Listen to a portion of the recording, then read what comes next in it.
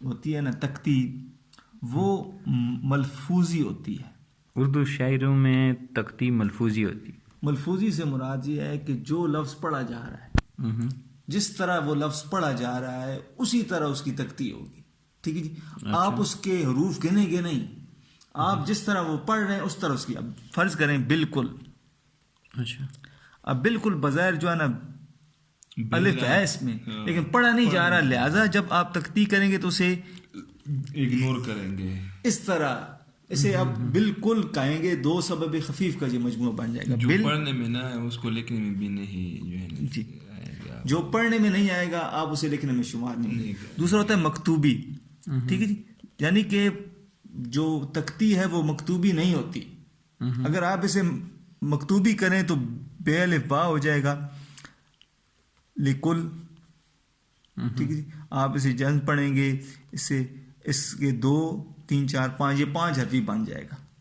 और 5 हरफी कोई ऐसा कान अफाइल नहीं है जिसमें बिल्कुल आ सके इस माना में।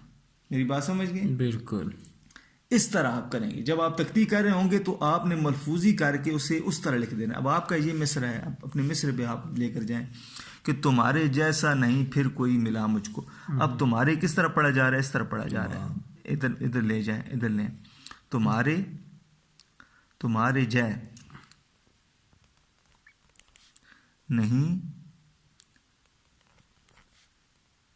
फिर कोई मिला मुझको। ठीक है जी। अब देख लें आप, तुम्हारे जय रिजय रिजय, ये बड़ी जो जय मारूफ है ना, सॉरी जय मजहूल, वो स्किप हो गई है, पढ़ी नहीं जा रही, लिहाजा आप तख्ती में से इग्नोर करेंगे। अच्छा, ठीक। तुम हा नहीं पढ़ा जा रहा, तुम हा पढ़ा जा रहा है। तुम्हारे आए तो चश्मी नहीं पढ़ी जाती, आए अवज पढ़ी जाती है। ठीक है। अच्छा। आए तो चश्मी नून गुन्ना और कुछ ऐसे